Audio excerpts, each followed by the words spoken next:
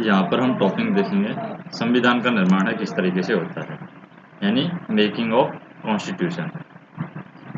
तो यहाँ पर हम देखेंगे संविधान का निर्माण, किस तरीके से संविधान का निर्माण होता है।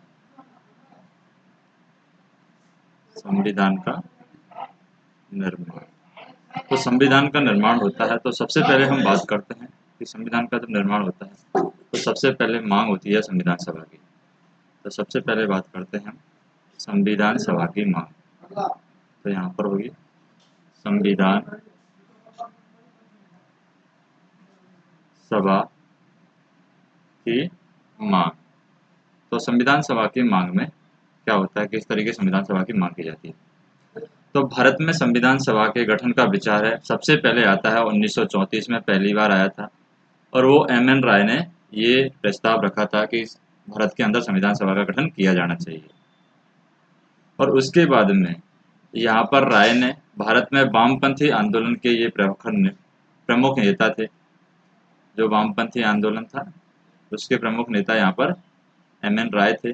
और 1935 में भारतीय राष्ट्रीय कांग्रेस ने पहली बार भारत के संविधान के निर्माण के लिए आधिकारिक रूप से संविधान सभा के गठन की यहाँ पर मांग की।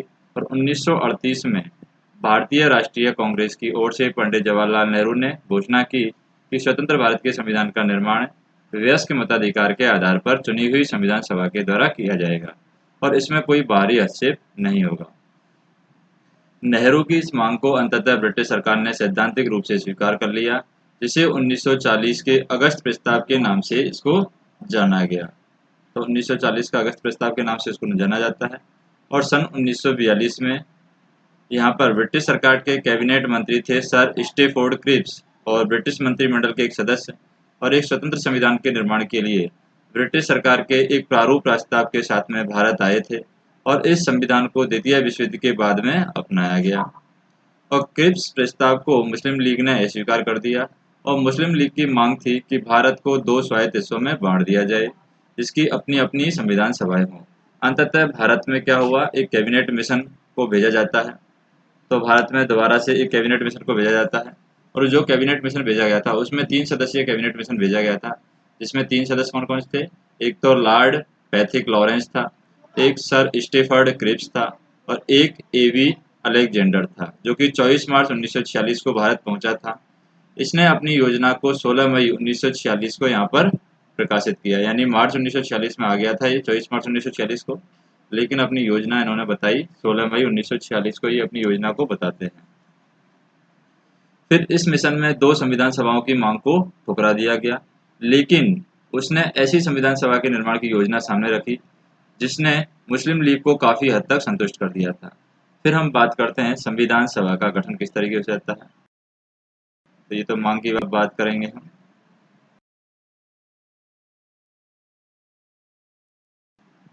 गठन किस तरीके से किया जाता है, तो कैबिनेट मिशन योजना के द्वारा सुझाए गए प्रस्तावों के तहत नवंबर 1946 में संविधान सभा का गठन हुआ। और योजना की यहाँ पर कुछ विशेषताएं थी। पहली विशेषता थी कि संविधान सभा की कुल सदस्य संख्या 389 होनी चाहिए। इसमें से 296 यहाँ पर सीटें हैं ब्रिटिश भारत, और 93 सीटें हैं देशी रियासतों को आवंटित की जानी चाहिए। ब्रिटिश भारत को आवंटित की गई 296 सीटों में से 292 सीटों का, यानी 292 सदस्यों का चयन है 11 गवर्नरों के प्रांतों के द्वारा, और 4 का चयन है मुख्य आयुक्तों के प्रांतों के द्वारा, यानी मुख्य आयुक्तों के जो प्रांत हैं उनमें से प्रत्येक में से एक के द्वारा किए जाना चाहिए। तो 11 गवर्नरों के प्रांतों की हम बात करें, 11 गवर्नरों के प्रांत में कौन कौन से थे। 11 गवर्नर में आए थे यहाँ पर मद्रास, मुंबई, संयुक्त प्रांत, बिहार, मध्य प्रांत, उड़ीसा, पंजाब, उत्तर पश्चिमी सीमांत प्रांत, सिंध, बंगाल और असम। और जो यहाँ पर बाकी 4 बचे थे, कुछ 4 में आते थे यहाँ पर, जैसे बाकी यहाँ पर 4 प्रांत हैं, मुख्य आयुक्त प्रांत थे जहाँ से 4 का चयन होना था। तो मुख्य आयुक्त प्रांतों में कौन कौन से थे, और प्रत्येक में से एक सदस्य को चुनना था। तो वो तो दिल्ली थी, अजमेर, मेरवाड़, कुर्ग और ब्रिटिश बलूचिस्तान, ये इसमें शामिल थे। तो यहाँ पर हर प्रांत व देशी रियासत की बात करें, हर प्रांत व देशी रियासत अथवा छोटे राज्यों के मामले में राज्यों के समूह को अपनी जनसंख्या के अनुपात में सीटें आवंटित की जानी थी। मोटे तौर पर कहा जाए तो प्रत्येक 10 लाख लोगों पर एक सीट यहाँ पर आवंटित की जाती है। प्रत्येक ब्रिटिश प्रांत को आवंटित की गई सीटों का निर्धारण 3 प्रमुख सदस्यों के बीच उनकी जनसंख्या के अनुपात में किया जाना था और ये 3 समुदाय थे मुस्लिम, सिख और सामान्य में आ जाते हैं। मुस्लिम और सिख को छोड़कर जो भी बचे थे वो सामान्य में यहाँ पर आ जाते हैं। और प्रत्येक समुदाय की बात करें कि प्रत्येक समुदाय के प्रतिनिधित्व जो प्रत्येक समुदाय के अंदर जो प्रतिनिधि थे, तो प्रत्येक समुदाय के प्रतिनिधियों का चुनाव है प्रांतीय असेंबली में उस समुदाय के सदस्यों के द्वारा किया जाना था तथा एकल संक्रमणीय मत के माध्यम से समानुपातिक प्रतिनिधित्व तरीके से मतदान किया जाना था। देशी रियासतों के प्रतिनिधियों का चयन है रियासतों के प्रमुखों के द्वारा यहाँ पर किया जाना था। अतः यह स्पष्ट था कि संविधान सभा आंशिक रूप से चुनी हुई और आंशिक रूप से नामांकित निकाय भी थी। इसके अलावा सदस्यों का चयन है अप्रत्यक्ष रूप से प्रांतीय व्यवस्थापकों के सदस्यों के द्वारा किया जाना था, जिसका चुनाव एक सीमित मताधिकार के आधार पर किया जाना था। तो संविधान सभा के लिए चुनाव जुलाई अगस्त 1946 में होता है और ब्रिटिश भारत के लिए आवंटित यहाँ पर 246 सीटें थी। तो यहाँ पर क्या होता है, ब्रिटिश भारत के लिए आवंटित 296 सीटों के हेतु यहाँ पर चुनाव होता है। भारतीय राष्ट्रीय कांग्रेस को यहाँ पर 208 सीटें, मुस्लिम लीग को 73 सीटें और छोटे समूह व स्वतंत्र सदस्यों को यहाँ पर 15 सीटें मिली हैं। हालांकि देशी रियासतों को आवंटित की गई 93 सीटें यहाँ पर भर नहीं पाई थी क्योंकि उन्होंने खुद संविधान सभा से अलग रहने का यहाँ पर निर्णय किया था। यद्यपि संविधान सभा का चुनाव है भारत के वयस्क मतदाताओं के द्वारा प्रत्यक्ष रूप से नहीं हुआ था, तथापि इसमें प्रत्येक समुदाय हिंदू, मुसलमान, सिख, पारसी, आंग्ल भारतीय, भारतीय ईसाई, अनुसूचित जाति, अनुसूचित जनजाति के प्रतिनिधियों को जगह मिली थी। इसमें महिलाएं भी शामिल थी। महात्मा गांधी के अपवाद को छोड़ दें तो सभा में उस समय भारत की सभी बड़ी हस्तियां यहाँ पर शामिल थी, सिर्फ महात्मा गांधी यहाँ पर शामिल नहीं थे। अब तीसरा हम बात करते हैं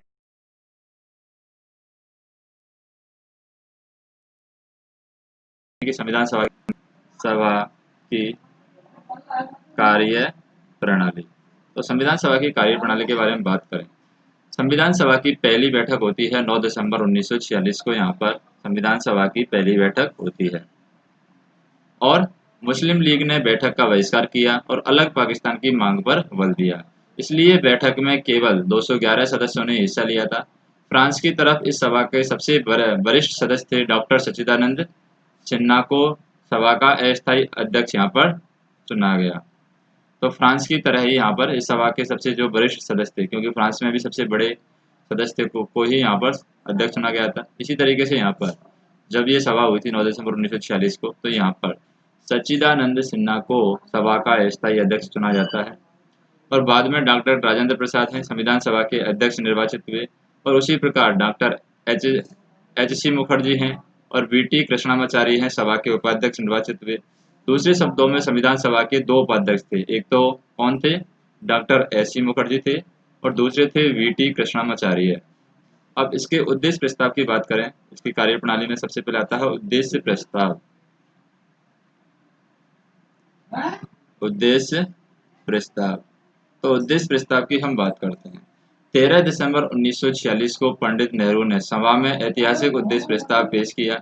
इसमें संविधान के संरचना के ढांचे एवं दर्शन की झलक थी। इसमें कहा गया कि यह संविधान सभा भारत को एक स्वतंत्र संप्रभु गणराज्य घोषित करती है, अपने भविष्य के प्रशासन को चलाने के लिए एक संविधान के निर्माण की यहाँ पर घोषणा करती है। दूसरा, इसमें बताया गया कि ब्रिटिश शासन भारत में यानी ब्रिटिश भारत में शामिल सभी क्षेत्र, भारतीय राज्यों में शामिल सभी क्षेत्र और भारत से बाहर के इस प्रकार के सभी क्षेत्र, वे अन्य क्षेत्र जो इसमें शामिल होने चाहेंगे भारतीय संघ का हिस्सा होंगे। और तीसरा इसमें बताया गया उद्देश्य में कि उक्त वर्णित सभी क्षेत्रों और उनकी सीमाओं का निर्धारण है संविधान सभा के द्वारा किया जाएगा। इसके उपरांत उनके नियमों के अनुसार यदि वे चाहेंगे तो उनकी अवशिष्ट शक्तियां जिसमें निहित रहेंगी प्रशासन के संचालन के लिए, वे सभी शक्तियां केवल उनको छोड़ करके जो संघ में निहित होती है इन राज्यों को यहाँ पर प्राप्त होंगी। चौथा, इसमें बताया गया कि संप्रभु स्वतंत्र भारत की सभी शक्तियां और प्राधिकार इसके अभिन्न अंग और सरकार के अंग हैं, सभी का स्रोत है भारत की जनता होगी। पांचवा, इस उद्देश्य में बताया गया कि भारत के सभी लोगों के लिए न्याय, सामाजिक, आर्थिक और राजनीतिक स्वतंत्रता और सुरक्षा, अवसर की समानता, विधि के समक्ष क्षमता, विचार और अभिव्यक्ति, विश्वास, भ्रमण और संगठन बनाने आदि की स्वतंत्रता और लोक नैतिकता की स्थापना यहाँ पर सुनिश्चित की जाएगी। छठवां इस उद्देश्य में बताया गया कि अल्पसंख्यकों, पिछड़े वर्गों, जनजातीय क्षेत्रों के लोगों को पर्याप्त सुरक्षा प्रदान की जाएगी। सातवां इस उद्देश्य में बताया गया कि संघ की एकता को अक्षुण्ण बनाए रखा जाएगा। इसके भू क्षेत्र, समुद्र और वायु क्षेत्र को सभ्य देशों के न्याय एवं विधि के अनुरूप सुरक्षा प्रदान की जाएगी। आठवां इस उद्देश्य प्रस्ताव में बताया गया कि इस प्राचीन भूमि को विश्व में उसका अधिकार एवं उचित स्थान दिलाया जाएगा। विश्व शांति और मानव कल्याण को बढ़ावा देने से निमित्त इसके योगदान को यहाँ पर सुनिश्चित किया जाएगा। इस प्रस्ताव को यहाँ पर 22 जनवरी 1946 को सर्वसम्मति से यहाँ पर उद्देश्य प्रस्ताव था। इसको कब स्वीकार कर लिया जाता है? 22 जनवरी 1946 को सर्वसम्मति से इसको स्वीकार कर लिया जाता है। इसने संविधान के स्वरूप को काफी हद तक प्रभावित किया है। इसके परिवर्तित रूप से संविधान की प्रस्तावना बनी है, यानी इसी को बदल करके यहाँ पर संविधान की प्रस्तावना बनाई गई है। अब बात करते हैं स्वतंत्रता अधिनियम के द्वारा क्या परिवर्तन यहाँ पर आते हैं। तो यहाँ पर बात करते हैं हम स्वतंत्रता अधिनियम के द्वारा परिवर्तन।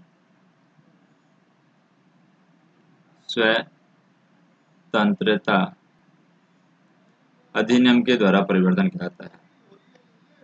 अधिनियम के द्वारा परिवर्तन। तो स्वतंत्रता अधिनियम के द्वारा यहाँ पर क्या परिवर्तन आता है?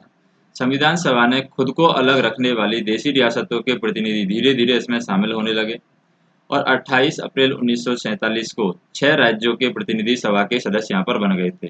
तो वो 6 राज्य थे जिनके प्रतिनिधि संविधान सभा के सदस्य बन गए थे। वो 6 राज्य यहाँ पर कौन कौन से थे?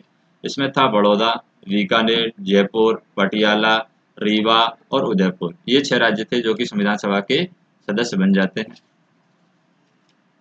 फिर क्या होता है जब ये यहाँ पर सदस्य बन जाते हैं? 3 जून 1947 को भारत के बंटवारे के लिए पेश की गई यहाँ पर माउंटबेटन योजना को स्वीकार करने के बाद अन्य देशी रियासतों के ज्यादातर प्रतिनिधियों ने सभा में अपनी सीटें यहाँ पर ग्रहण कर ली थी। भारतीय हिस्से की मुस्लिम लीग के सदस्य भी सभा में यहाँ पर शामिल हो गए थे। भारतीय स्वतंत्रता अधिनियम जो था यहाँ पर स्वतंत्रता अधिनियम 1947 स्वतंत्रता अधिनियम 1947 है। इसने सभा की स्थिति में यहाँ पर 3 परिवर्तन किए हैं। तो भारतीय स्वतंत्रता अधिनियम ने 3 परिवर्तन यहाँ पर किए हैं।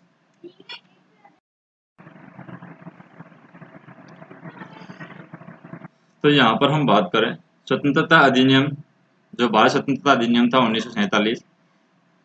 तो भारत स्वतंत्रता अधिनियम 1947 ने सभा की स्थिति में यहाँ पर 3 परिवर्तन किए हैं। पहला परिवर्तन किया है कि सभा की पूरी तरीके से संप्रभु निकाय बनाया गया जो स्वेच्छा से कोई भी संविधान बना सकती है। इस अधिनियम ने सभा को ब्रिटिश संसद द्वारा भारत के संबंध में बनाए गए किसी भी कानून को समाप्त करने और बदलने का अधिकार यहाँ पर दे दिया था। दूसरा, संविधान सभा का एक विधायिका भी बन गई थी। दूसरे शब्दों में हम कहें कि सभा को 2 अलग अलग काम सौंपे गए। इनमें से एक था स्वतंत्र भारत के लिए संविधान बनाना और दूसरा था देश के लिए आम कानून लागू करना। इन दोनों कार्यों को अलग अलग दिन करना था। इस प्रकार संविधान सभा स्वतंत्र भारत की पहली संसद बनी और जब भी सभा की बैठक संविधान सभा के रूप में होती थी तो उसकी अध्यक्षता यहाँ पर डॉक्टर राजेंद्र प्रसाद करते थे और जब बैठक बतौर यहाँ पर विधायिका होती थी तो उसकी अध्यक्षता यहाँ पर जीवी मावलकर यहाँ पर करते थे। तो यहाँ पर विधायिका क्या होती है? विधायिका की बात करें तो विधायिका के अंदर डोमिनियन, जो भी विधानमंडल के रूप में संविधान सभा की पहली बार जो बैठक हुई, यानी विधानमंडल के रूप में डोमिनियन विधानमंडल के रूप में जो पहली बार बैठक हुई थी वो हुई थी 17 नवंबर 1947 को यहाँ पर पहली बार बैठक होती मंडल के रूप में और इसकी जो अध्यक्षता करते हैं जीवी मावलकर को इसका अध्यक्ष यहाँ पर नियुक्त किया जाता है।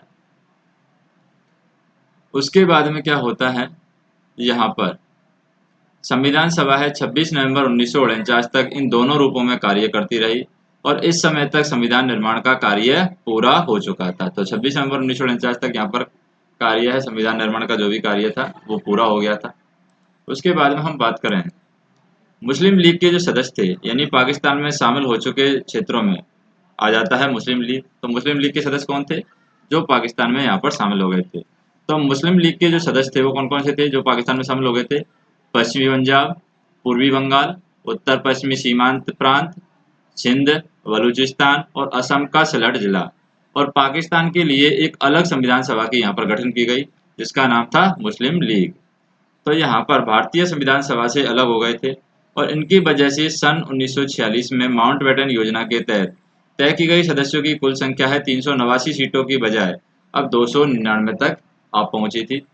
और भारतीय जो प्रांत थे, भारतीय प्रांत औपचारिक रूप से ब्रिटिश प्रांत कहे जाते थे, उनकी संख्या 296 से 229 और देशी रियासतों की संख्या थी वो 93 से घट करके 76 कर दी गई। और 31 दिसंबर 1947 को राज्यवार सदस्यता को यहाँ पर आगे बताया जाएगा कि 31 दिसंबर 1947 को जो राज्यवार किस तरीके से सदस्यता थी 1947 को 1947 31 दिसंबर 1947 को राज्यवार सदस्यता यहाँ पर दे दी जाती है, यानी अलग अलग राज्य में कितने कितने सदस्य यहाँ पर होंगे। तो हम बात करते हैं यहाँ पर संविधान सभा के और क्या कार्य थे जिनके बारे में हम बात करें।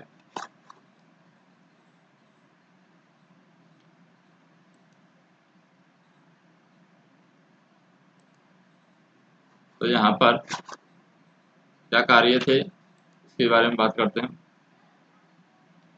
अन्य कार्य के बारे में बात करते हैं, यानी और क्या कार्य यहाँ पर संविधान सभा ने किए हैं। तो अन्य कार्य में पहला आता है संविधान के निर्माण में आम कानूनों को लागू करने के अलावा संविधान ने कुछ और भी कार्य किए हैं। जैसे इसने मई 1949 में राष्ट्रमंडल में भारत की सदस्यता का सत्यापन किया था और 22 जुलाई 1947 को यहाँ पर राष्ट्रध्वज को अपनाया था। कब अपनाया था? 22 जुलाई 1947 को संविधान सभा है वो राष्ट्रध्वज को अपनाती है। और 24 जनवरी 1950 को 24 जनवरी 1950 को ये राष्ट्रगान को अपनाती है, यानी राष्ट्रगान अपनाया गया 24 जनवरी 1950 को। और 24 जनवरी 1950 को ही राष्ट्रगान के साथ यहाँ पर राष्ट्रीय जो गीत है वो भी यहाँ पर अपनाया जाता है। तो 24 जनवरी 1950 को ही राष्ट्रीय गीत अपनाया जाता है और 24 जनवरी 1950 को ही डॉक्टर राजेंद्र प्रसाद को भारत के पहले राष्ट्रपति के रूप में यहाँ पर चुना जाता है। 2 साल 11 माह और 18 दिन में संविधान सभा की कुल कितनी बैठकें हुई थी? 11 बैठकें हुई थी। संविधान निर्माताओं ने लगभग 60 देशों के संविधान का अवलोकन किया है और उसके प्रारूप पर 114 दिनों तक यहाँ पर विचार किया है। संविधान के निर्माण पर कुल जो खर्च हुआ है वो 64 लाख रुपए है यहाँ पर खर्च हुए हैं। 60 देशों के संविधान का पहले अध्ययन किया है हमारा संविधान बनाने से पहले। 114 दिन तक प्रारूप पर 114 दिन तक विचार किया गया है कि प्रारूप कैसा होना चाहिए। और 24 जनवरी 1950 को संविधान की यहाँ पर अंतिम बैठक होती है जिसमें राष्ट्रगान भी अपनाया जाता है और राष्ट्रगीत भी अपनाया जाता है। और इसके बाद सभा ने 26 जनवरी 1950 से 1951-52 में हुए आम चुनावों के बाद बनने वाली नई संसद के निर्माण तक भारत की अंतरिम संसद के रूप में यहाँ पर काम किया है। अब संविधान सभा की समितियों के बारे में बात करते हैं। संविधान सभा में कौन कौन सी समितियां थी? तो बात कर संविधान सभा की, तो कौन कौन सी समितियां हैं संविधान सभा में रही हैं? संविधान सभा ने संविधान के निर्माण से संबंधित विभिन्न कार्यों को करने के लिए कई समितियों का यहाँ पर गठन किया है। इनमें से 8 बड़ी समितियां हैं और अन्य छोटी समितियां हैं। तो इन समितियों और इनके अध्यक्षों के नाम हम देखें। सबसे पहले बड़ी समितियों के बारे में बात करते हैं। बड़ी समितियां यहाँ पर कौन कौन सी रही हैं और उनके अध्यक्ष कौन कौन रहे हैं। तो बड़ी समितियों में सबसे पहली समिति आती है संघ शक्ति समिति। तो संघ शक्ति समिति के जो अध्यक्ष थे वो थे यहाँ पर जवाहरलाल नेहरू। दूसरी आती है संघीय संविधान समिति। तो संघीय संविधान समिति के जो अध्यक्ष थे उसके अध्यक्ष यहाँ पर थे नेहरू। नेहरू यहाँ पर संघीय संविधान समिति के अध्यक्ष थे। संघ शक्ति समिति के अध्यक्ष भी नेहरू थे। फिर प्रांतीय संविधान समिति आती है तीसरे नंबर की। प्रांतीय संविधान समिति के अध्यक्ष थे सरदार पटेल। चौथी आती है प्रारूप समिति। प्रारूप समिति के अध्यक्ष थे डॉक्टर वी.आर. अम्बेडकर। पांचवी आती है मौलिक अधिकारों, अल्पसंख्यकों एवं जनजातीय एवं बहिष्कृत क्षेत्रों के लिए सलाहकार समिति यानी कि परामर्शदाता समिति और इसके अध्यक्ष थे सरदार पटेल। और इस समिति के अंतर्गत कुछ और भी समितियां यहाँ पर थी, जैसे कि मौलिक अधिकार उप समिति के अध्यक्ष थे जे.वी. कृपलानी। अल्पसंख्यक उप समिति के अध्यक्ष थे एस.सी. मुखर्जी। और उत्तर पूर्वी सीमांत जनजातीय क्षेत्र असम को छोड़ करके आंशिक रूप से छोड़े गए क्षेत्र के लिए उप समिति गोपीनाथ बारदोई के अध्यक्ष थे। और छोड़े गए एवं आंशिक रूप से छोड़े गए क्षेत्रों में असम से में सिंचित क्षेत्रों के अलावा उप समिति के अध्यक्ष थे एवी डक्कर। और उत्तर पश्चिमी फ्रंटियर जनजातीय क्षेत्र, यहाँ पर उप समिति के जो अध्यक्ष थे वो हम बात करें यहाँ पर उत्तर पश्चिमी फ्रंटियर जनजातीय क्षेत्र में उप समिति के जो अध्यक्ष थे वो कौन थे? ये ब्रिटिश भारत के 3 जून 1947 के बयान का राजनीतिक परिणाम यह हुआ कि जनमत संग्रह का पालन करने के लिए उत्तर पश्चिमी सीमा प्रांत और बलूचिस्तान पाकिस्तान राज्य के भूभाग का हिस्सा बन गए और नतीजन इस क्षेत्र के जनजातीय इलाके इसी राज्य और शासन के अंतर्गत आ गए और उत्तर पश्चिमी सीमा प्रांत और बलूचिस्तान में जनजातीय क्षेत्रों के लिए उप समितियों को इसलिए भारत के संविधान की तरफ से कार्य करने के लिए बुलाया गया, यानी कि भारतीय संविधान की सभा की तरफ से कार्य करने के लिए यहाँ पर नहीं बुलाया जाता है। तो उप समिति के यहाँ पर सदस्य जो थे खान अब्दुल गफ्फर खान, खान अब्दुल समद खान और मेहर चंद खन्ना, इसके बारे में बताया गया है। तो यहाँ पर इसके अध्यक्ष के बारे में हमें जानकारी नहीं मिलती है कि इसका अध्यक्ष कौन था। फिर है प्रक्रिया नियम समिति, डॉक्टर राजेंद्र प्रसाद थे इसके अध्यक्ष। फिर है राज्यों के लिए समिति, यानी राज्यों से समझौते करने वाली समिति थी, इसके अध्यक्ष थे जवाहरलाल नेहरू।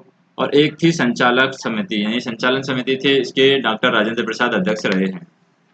फिर बात करें छोटी समितियों की, यानी छोटी समितियों में कौन कौन सी समिति थी और उनके कौन कौन से अध्यक्ष थे। छोटी समितियां, तो छोटी समितियों हम बात करें, पहली समिति है वित्त एवं कर्मचारी समिति, डॉक्टर राजेंद्र प्रसाद इसके अध्यक्ष थे। दूसरी है प्रत्यायक यानी कि क्रेडेंशियल समिति, अलादी कृष्ण स्वामी अय्यर थे इसके अध्यक्ष। तीसरी है सदन समिति, वी पट्टाभी सीतारमैया इसके अध्यक्ष थे। कार्य संचालन समिति है डॉक्टर के.एम. मुंशी थे इसके अध्यक्ष। राष्ट्र ध्वज संबंधी तदर्थ समिति है डॉक्टर राजेंद्र प्रसाद इसके अध्यक्ष थे। संविधान सभा के कार्यों के लिए समिति जे.बी. मावलकर इसके अध्यक्ष थे। और सर्वोच्च न्यायालय के लिए तदर्थ समिति है एस. वरदाचारी, जो कि सभा के सदस्य यहाँ पर नहीं थे, वो इसके अध्यक्ष बनाए जाते हैं। मुख्य आयुक्तों के प्रांतों के लिए जो समिति थे उसके अध्यक्ष थे पी. पट्टावी सीतारमैया इसके अध्यक्ष थे। और संघीय संविधान के वित्तीय प्रावधानों संबंधी समिति नलिन रंजन सरकार, जो कि सभा के सदस्य नहीं थे। फिर भाषाई प्रांत आयोग हैं एस के डार, जो कि सभा के सदस्य नहीं थे यहाँ पर। प्रारूप संविधान की जांच के लिए विशेष समिति जवाहरलाल नेहरू के द्वारा बनाई जाती है। प्रेस दीर्घा समिति उषा नाथ सेन, तो ये प्रेस दीर्घा समिति के क्या थे? अध्यक्ष थे, उषा नाथ सेन। और नागरिकता पर तदर्थ समिति है एस. वरदाचारी थे इसके अध्यक्ष, और ये भी यहाँ पर संविधान सभा के सदस्य नहीं थे। फिर बात करते हैं हम प्रारूप समिति के बारे में, इसकी बात करते हैं प्रारूप समिति। प्रारूप समिति, तो प्रारूप समिति के अंदर क्या होता है? संविधान सभा की सभी समितियों में सबसे महत्वपूर्ण और ज़्यादा महत्वपूर्ण मानी जाती है प्रारूप समिति। इसका गठन जो किया गया था, ये किया गया था 29 अगस्त 1947 को इसका गठन किया जाता है। और यह वह समिति है जिसे एक संविधान का प्रारूप तैयार करने की जिम्मेदारी सौंपी गई थी। और इसमें 7 सदस्य थे। कौन कौन थे 7 सदस्य? डॉक्टर बी.आर. अम्बेडकर इसके अध्यक्ष थे। दूसरे थे एन. गोपाल स्वामी अय्यंगार। तीसरे थे अल्लादी कृष्ण स्वामी अय्यर। चौथे थे डॉक्टर के.एम. मुंशी। पांचवे थे यहाँ पर सैयद मोहम्मद सादुल्ला। छठवें थे एन. माधवराव, इन्होंने बी.एल. मित्र की जगह ली थी, जिन्होंने स्वास्थ्य कारणों से यहाँ पर त्यागपत्र दे दिया था, इसलिए एन. माधवराव इसकी जगह लेते हैं बी.एल. मित्र की। छठवें थे टी.टी. कृष्णाचारी, तो टी.टी. कृष्णाचारी हैं किसकी जगह लेते हैं? डी.पी. खेतान की मृत्यु के बाद उसकी जगह लेते हैं। डी.पी. खेतान की मृत्यु 1948 में यहाँ पर हो जाती है। तो विभिन्न समितियों के प्रस्ताव पर विचार करने के बाद प्रारूप समिति ने भारत के संविधान का पहला प्रारूप तैयार किया और इसे फरवरी 1948 में प्रकाशित किया गया।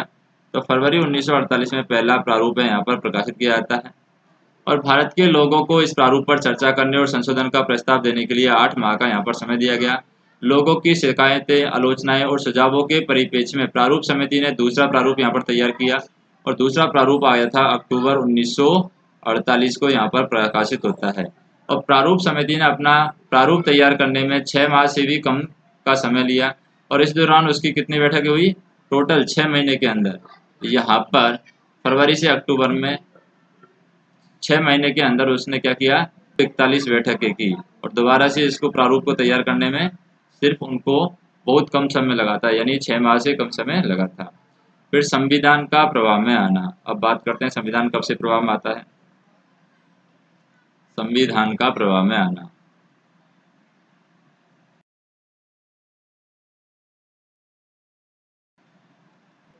प्रभाव में आना। तो संविधान कब से प्रभाव में आता है? डॉक्टर बी.आर. अम्बेडकर ने सभा में 4 नवंबर 1948 को संविधान का अंतिम प्रारूप यहाँ पर तैयार किया था। 4 नवंबर 1948 को अंतिम प्रारूप है डॉक्टर बी.आर. अम्बेडकर दे देते हैं और इस बार संविधान पहली बार पढ़ा गया और सभा में इस पर 5 दिन तक आम चर्चा होती है, यानी 9 नवंबर 1949 तक इस पर चर्चा होती है। संविधान पर दूसरी बार 15 नवंबर 1948 से विचार होना शुरू किया और इसमें संविधान पर खंडवार विचार किया गया। यह कार्य 17 अक्टूबर 1949 तक चला है और इस अवधि में कम से कम 7,653 संशोधन प्रस्ताव आए हैं, जिनमें से वास्तव में 2,473 पर ही सभा में चर्चा हुई है। संविधान पर तीसरी बार 14 नवंबर 1949 से विचार होना शुरू किया गया। डॉक्टर बी.आर. अम्बेडकर ने the constitutional as settled by the assembly we passed प्रस्ताव पेश किया और संविधान के प्रारूप पर पेश इस प्रस्ताव को 26 नवंबर 1949 को यहाँ पर पारित घोषित कर दिया गया और इस पर अध्यक्ष और सदस्यों के हस्ताक्षर यहाँ पर कर दिए गए। तो 26 नवंबर 1949 को यहाँ पर संविधान है घोषित हो जाता है। जो भी अध्यक्ष थे, सदस्य थे, वो हस्ताक्षर करते हैं। सभा में कुल 299 सदस्यों में से उस दिन केवल 284 यहाँ पर सदस्य उपस्थित थे। 299 में से 284 यहाँ पर उपस्थित थे और जिन्होंने संविधान पर हस्ताक्षर किए। संविधान की प्रस्तावना में 26 नवंबर 1949 को उल्लेख उस दिन के रूप में किया गया है जिस दिन भारत के लोगों ने सभा में संविधान को अपनाया था, लागू किया व स्वयं को यहाँ पर संविधान सौंपा था। तो 26 नवंबर 1949 को जो संविधान अपनाया गया था उस संविधान में प्रस्तावना थी, यानी संविधान में प्रस्तावना दिए हुए थे। अनुच्छेद कितने थे? 395 और उसमें 8 अनुसूचियां थी। अनुसूचियां लागू होता है उसमें 395 अनुच्छेद, 8 अनुसूचियां और प्रस्तावना थी। प्रस्तावना को पूरे संविधान को लागू करने के बाद में यहाँ पर लागू किया गया, यानी प्रस्तावना को पहले लागू नहीं किया गया था, प्रस्तावना को बाद में यहाँ पर लागू किया जाता है। नए विधि मंत्री डॉक्टर बी.आर. अम्बेडकर ने सभा में संविधान के प्रारूप को देखा। उन्होंने सभा के कार्यकलापों में बढ़ चढ़कर के हिस्सा लिया। उन्हें अपनी तर्कसंगत और प्रभावशाली दलीलों के लिए जाना जाता है। उन्हें भारत के संविधान के पिता के रूप में भी हम जानते हैं या पहचानते हैं। इस महान लेखक, संविधान विशेषज्ञ और अनुसूचित जातियों के निर्विवाद नेता और भारत के संविधान के प्रमुख शिल्पकार को हम आधुनिक यहाँ पर मनु की संज्ञा भी दी जाती है, यानी इसको हम क्या देते हैं? आधुनिक मनु की संज्ञा भी इसको देते हैं संविधान को, आधुनिक मनु। तो यहाँ पर हम बात करें जो सीटों के बारे में बताया गया कि भारत की संविधान सभा में 1946 में सीटों का आवंटन किया गया था। तो ब्रिटिश भारतीय प्रांत थे 11, उनमें 292 सीटें दी गई थी। देशी रियासत थी जो भारतीय राज्य थे उनमें 93 सीटें दी गई थी और मुख्य आयुक्त के प्रांत थे 4, उनमें 4 सीटें दी गई थी। इस तरीके से 389 सीटें यहाँ पर हुई थी। फिर क्या होता है? संविधान सभा के लिए चुनावों का परिणाम आता है जुलाई अगस्त 1946 को। उसमें कांग्रेस यहाँ पर 208 सीटें जीती है, मुस्लिम लीग है यहाँ पर 73 सीट जीती है और यहाँ पर यूनियनिस्ट पार्टी है 1 सीट जीती है, यूनियन मुस्लिम 1 सीट जीती है और यूनियनिस्ट शेड्यूल कस्टम है 1 सीट जीती है, कृषक प्रजा पार्टी है 1 सीट जीती है, शेड्यूल्ड कास्ट फेडरेशन है 1 सीट जीती है, सिख नॉन कांग्रेस है 1 सीट जीती है, कम्युनिस्ट पार्टी 1 सीट जीती है और इंडिपेंडेंट स्वतंत्र है यहाँ पर 8 सीट जीती है। तो कुल मिलाकर 296 सीटें हो जाती हैं। और संविधान सभा 1946 में समुदाय आधारित जो प्रतिनिधि थे, जैसे हिंदू थे 163 प्रतिनिधि थे, मुस्लिम 80 थे, अनुसूचित जाति 31, भारतीय ईसाई 6, पिछड़ी जनजातियां 6, सिख यहाँ पर 4 थे, एंग्लो इंडियन यहाँ पर 3 थे और पारसी यहाँ पर 3 थे। तो इस तरीके से 296 क्या होते हैं? सदस्य होते हैं। अब बात करते हैं संविधान का प्रवर्तन किस तरीके से होता है। संविधान का प्रवर्तन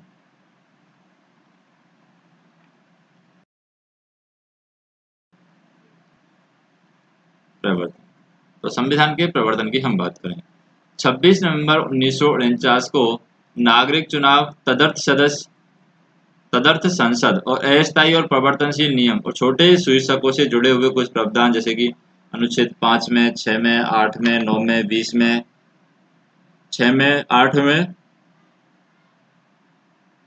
तो संविधान का जो प्रवर्तन किया गया था, यानी अनुच्छेद जो बनाए गए थे, 26 नवंबर 1949 को नागरिकता, चुनाव और तदर्थ संसद, अस्थायी व परिवर्तनशील नियम और छोटे शीर्षकों से जुड़े कुछ प्रावधान थे जो अनुच्छेद 5 में, 6 में, 7 में, 8 में, 9 में, 60 में 324 अनुच्छेद, 366 अनुच्छेद, 367 अनुच्छेद, 379 अनुच्छेद, 380 अनुच्छेद, 388 अनुच्छेद, 391 अनुच्छेद, 392 अनुच्छेद, 393 अनुच्छेद है स्वतः ही यहाँ पर लागू हो जाते हैं। संविधान के शेष प्रावधान यहाँ पर 26 जनवरी 1950 से यहाँ पर लागू होते हैं, यानी 26 नवंबर 1950 को ये संविधान जो अनुच्छेद बताए हैं वो तुरंत लागू हो जाते हैं, और बाकी जो शेष प्रावधान है वो 26 जनवरी 1950 से लागू होते हैं। और इस दिन संविधान की शुरुआत के दिन के रूप में देखा जाता है, इसलिए हम 26 जनवरी 1950 को क्या मनाते हैं? 26 जनवरी 1950 को हम मनाते हैं गणतंत्र दिवस। तो गणतंत्र दिवस 26 जनवरी 1950 को मनाया जाता है। और इस दिन को संविधान की शुरुआत के रूप में इसलिए चुना गया क्योंकि इसका ऐतिहासिक महत्व था। इसी दिन 1930 में 26 जनवरी के दिन ही 1930 में राष्ट्रीय कांग्रेस के लाहौर अधिवेशन, जो कि दिसंबर 1929 में पारित हुआ था, तो ये यहाँ पर कब पारित हुआ था? दिसंबर 1929 में जो पारित हुआ था, राष्ट्रीय कांग्रेस का लाहौर अधिवेशन हुआ था, उसके संकल्प के आधार पर पूर्ण स्वराज दिवस यहाँ पर मनाया जाता है। 26 जनवरी को यहाँ पर पूर्ण स्वराज दिवस मनाया जाता है। 1930 के आसपास जो अधिवेशन हुआ था उसमें पूर्ण स्वराज दिवस, इसलिए इस दिन को यहाँ पर चुना गया था स्वराज दिवस। अब संविधान की शुरुआत के साथ ही भारतीय स्वतंत्रता अधिनियम 1947, भारत शासन अधिनियम 1935 को समाप्त कर दिया गया। हालांकि abolition of Privi counselling jurisdiction act 1949 यहाँ पर लागू रहा है।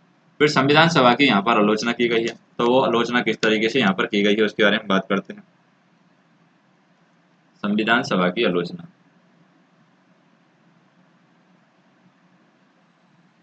संविधान सभा की आलोचना यानी इसकी कमजोरियां बताई गई हैं। तो आलोचकों ने विभिन्न आधारों पर संविधान सभा की आलोचना की है। पहला तो यह प्रतिनिधि निकाय नहीं है, ये बताया है कि यह क्या है? प्रतिनिधि निकाय नहीं है, प्रतिनिधि निकाय नहीं है। तो यहाँ पर यह बताया गया है, आलोचकों ने दलील दी है कि संविधान सभा प्रतिनिधि सभा नहीं है क्योंकि इसके सदस्यों का चुनाव है भारत के लोगों द्वारा वयस्क मताधिकार के आधार पर नहीं हुआ था, इसलिए ये प्रतिनिधि निकाय नहीं है। दूसरा, संप्रभुता का अभाव, इसमें बताया जाता है, किसका अभाव बताया जाता है? संप्रभुता का अभाव। संप्रभुता के अभाव की बात करें, आलोचकों का कहना है कि संविधान सभा एक संप्रभु निकाय नहीं है क्योंकि इसका निर्माण है ब्रिटिश सरकार के प्रस्तावों के आधार पर हुआ है। यह भी कहा जाता है कि संविधान सभा अपनी बैठकों से पहले ब्रिटिश सरकार से इजाजत लेती थी। और तीसरा यहाँ पर बताया गया है समय की बर्बादी। क्या बताया गया है? समय की बर्बादी। समय की बर्बादी कैसे? कि आलोचकों के अनुसार संविधान सभा ने इसके निर्माण में जरूरत से कहीं ज्यादा समय ले लिया था। उन्होंने कहा कि अमेरिका के संविधान निर्माताओं ने मात्र 4 माह में अपना काम पूरा कर लिया था और निराजुद्दीन अहमद और संविधान सभा के सदस्य ने इसके लिए अपनी अवमानना दर्शाने के लिए प्रारूप समिति हेतु एक नया नाम गढ़ा। उन्होंने इसे अफवेन समिति कहा था। तो इस जो समिति है इसको, प्रारूप समिति को क्या कहा था?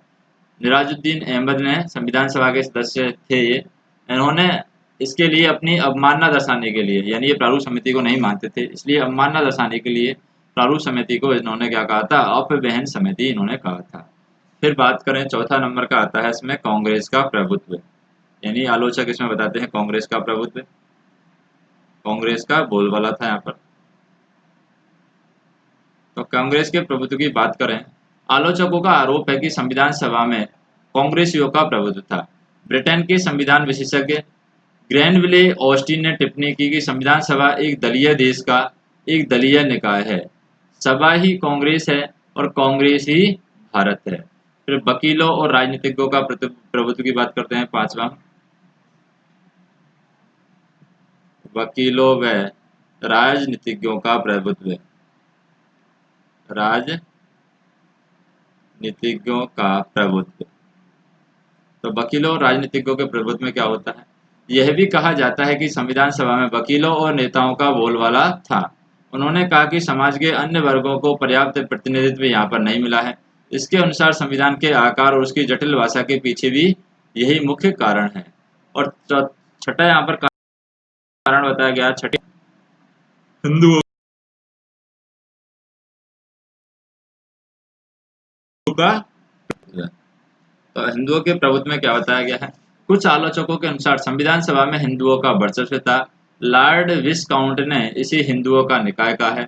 इसी प्रकार विंस्टन चर्चिल ने टिप्पणी की है कि संविधान सभा ने भारत के केवल एक बड़े समुदाय का यहाँ पर प्रतिनिधित्व किया है। तो भारत की जो संविधान सभा है 31 दिसंबर 1947 को यहाँ पर क्या है, राज्यवार सदस्यता बताई गई है। 31 दिसंबर 1947 में जो राज्यवार सदस्यता थी भारत के अंदर वो बताई गई है कि भारतीय प्रांत थे मद्रास, मद्रास के अंदर 49 सदस्यों की संख्या थी। बॉम्बे के अंदर 21 थी। पश्चिम बंगाल के अंदर 19 थी। संयुक्त प्रांत के अंदर 55 थी। पूर्वी पंजाब के अंदर 12 थी। बिहार के अंदर 36, मध्य प्रांत और बरार के अंदर 17, असम के अंदर यहाँ पर 8 थी। उड़ीसा के अंदर 9 थी। दिल्ली के अंदर 1 थी। अजमेर मेरवाड़ के अंदर 1 थी और कुर्ग के अंदर भी 1 थी। ये तो है भारतीय प्रांत जो कि 229 सीटें यहाँ पर बताई गई हैं। एक श्रेणी के भारतीय प्रांत थे। दूसरा, हम 20 श्रेणी के भारतीय प्रांतों की बात करें, इसमें रियासतें आ जाती हैं। 70 यहाँ पर सीटें थी।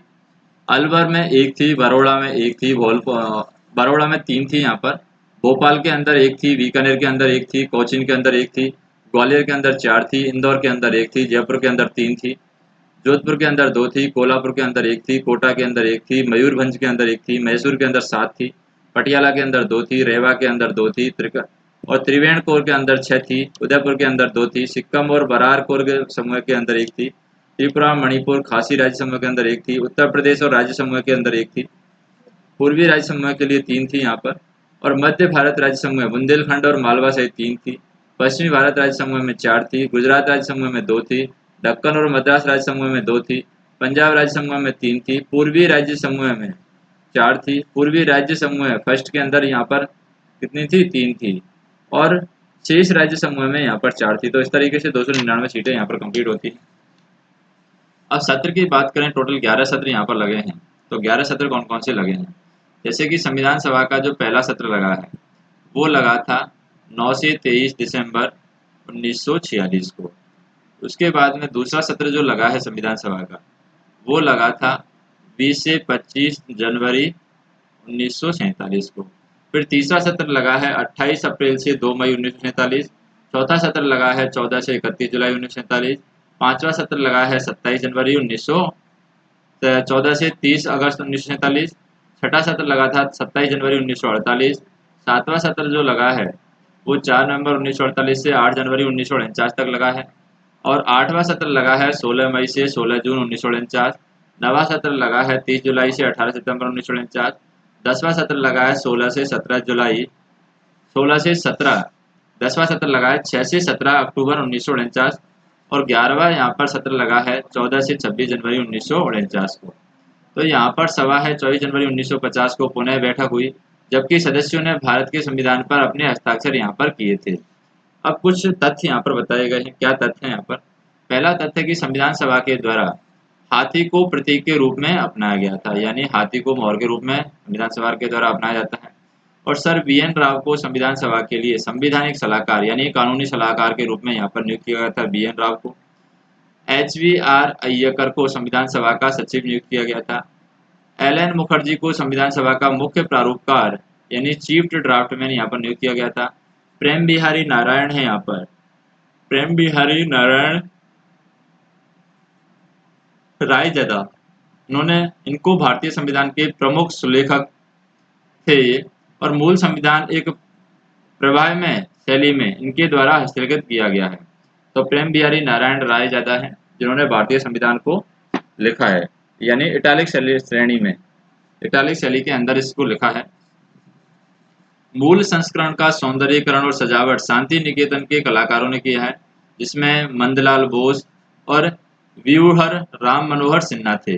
मूल प्रस्तावना को प्रेम बिहारी नारायण रायजादा द्वारा हस्तलिखित और व्रीहर राम मनोहर सिन्हा द्वारा ज्यामितीय सौंदर्यीकृत और अलंकृत किया गया है।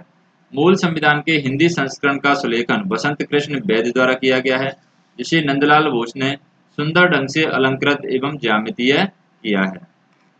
अब नेक्स्ट ऑडियो लेक्चर के अंदर हम देखेंगे कि संविधान की कौन कौन सी प्रमुख विशेषताएं रही हैं। तो संविधान की प्रमुख विशेषताएं वो हम नेक्स्ट ऑडियो लेक्चर के अंदर देखेंगे।